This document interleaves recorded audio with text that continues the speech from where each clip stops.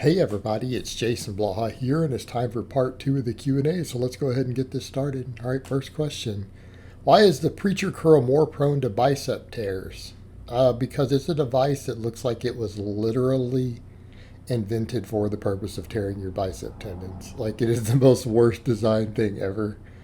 And it's kind of funny because I've actually joked and said that before, that whoever invented it had to either be a complete ignoramus who didn't know biomechanics, or they're a sadist who literally wanted to see people tear their biceps. And what people forget is that the original ones were designed by some dumb people, the ones that you're seeing now that have that 45-degree angle. If you go back and look, Larry Scott back in the day laughed when he saw one of those. That was one of the guys who originally popularized the preacher curl and had, golden era bodybuilding, had the biggest biceps. And he's like, no. Like, when I saw these devices, this is not what I used. Like, people designed them wrong. They didn't do what I said. His preacher curls were almost like a concentration curl, right? They weren't down with a 45-degree bench. They were a bench that was like almost straight up and down, so that you laid across it, almost what some people are calling, I think they call it a spider curl. That's what he did, right? His arms weren't down at an angle. His upper arm was almost 90 degrees from the floor, so that it just made it strict. So when people designed this, they were trying to go off this idea, but not realizing that. And yeah, the preacher curl has caused more bicep tears than I bet than deadlifts have. It's just a terrible design. And if you look at the angles involved, it's pretty obvious why it causes it. And quite frankly, it's probably not that good. Like with free weights, it takes most of the stress off the bicep further up, and it just puts a lot of tension on the tendon. And the only ones that people really get good results from are the machines, but we still run into the problem at the bottom. So no, I don't recommend them. I don't think they're a good idea. Not that I care about biceps or bodybuilding, but just from an injury prevention and biomechanics, there's no advantage and only disadvantage here. Right? It's not going to work your biceps any harder than other bicep movements, such as a good barbell curl or dumbbell curl or even a weighted chin, right? But it will really inflame your tendons and potentially cause bicep tears. I'm just not a fan. I wouldn't recommend it. All right, next question. Have you performed the Zercher Good Morning? And if not, would you do them? Happy lifting. Jerry, why are you so obsessed with Zercher movements? I don't get it. I admit that some grappling sports, Zercher lifts can have benefits, right? If you do judo or BJJ or wrestling, look, there's a place for Zercher lifts in those sports. But for general strength training, I'm not a fan. And a Zercher Good Morning doesn't even make sense to me. There's a lot of variations of the Good Morning that I program, have used. It just doesn't make sense to me. What's the point? Like what do you intend to get out of this other than, I don't know, are you trying to build forearm strength on a good morning? Do you see the issue? There's no benefit. There's no point. There's no point. And if we're not loading the weight up on our back for certain elements of squat carryover to build the upper back, well, then just do a Romanian deadlift. Okay. And again, I understand if you're a grappler why some grappling sports, they like to do certain Zercher lifts. But even then, maybe a Zercher carry, maybe a Zercher squat. But keep in mind, even at places like Westside, when they do Zercher lifts, everyone forgets they're doing them with a harness. They're not holding them in their arms. Right? They're not holding them in their arms. So since I don't compete in a grappling sport and I care about other stuff, no, I don't see the point. People say, well, it might carry over to some strongman stuff. What would carry over to some strongman stuff? Doing stuff that's specific, right? I mean, people are like, well, it might carry over to messing with Atlas stones. Yeah, why don't you mess with some Atlas stones? I mean, I'm just saying. Again, I don't see the point of a Zercher Good Morning.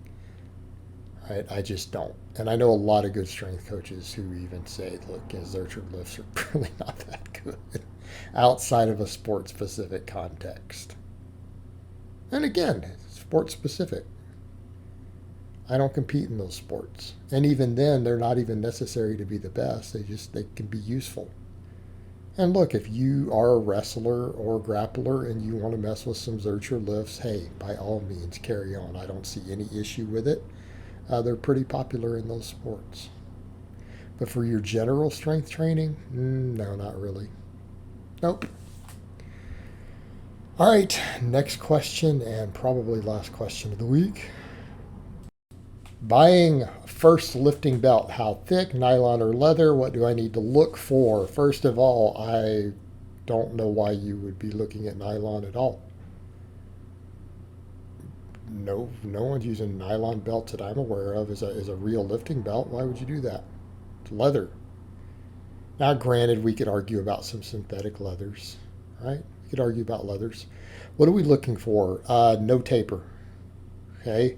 Don't get a belt with taper in it. It needs to be the same width all the way around.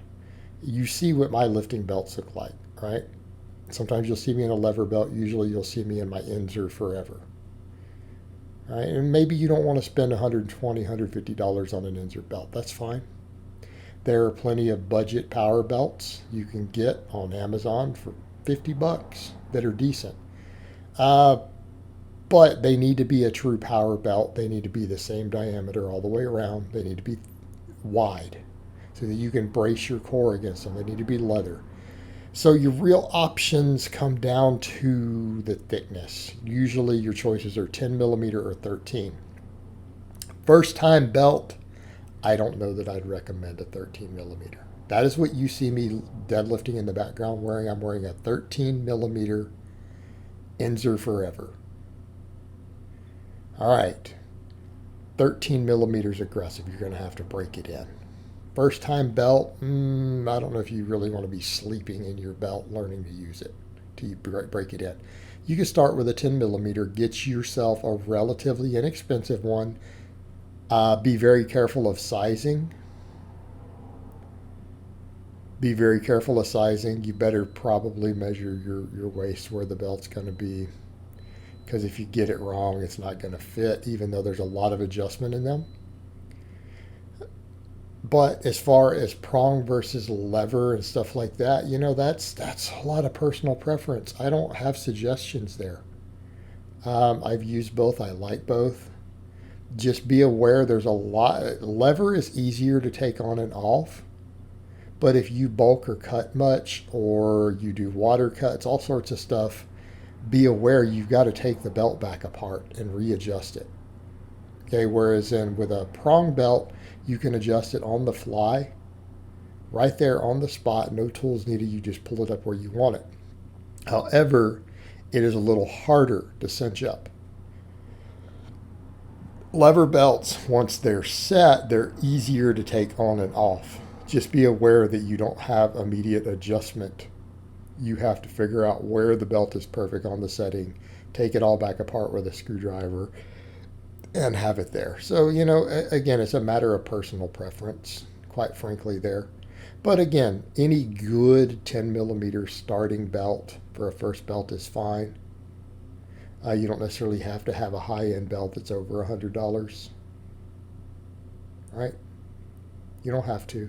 Start with a cheaper 10 millimeter, get used to it, and then upgrade later. All right, guys, but that's really all I have to say on that today. I hope it's been informative, and I will talk to you guys next time.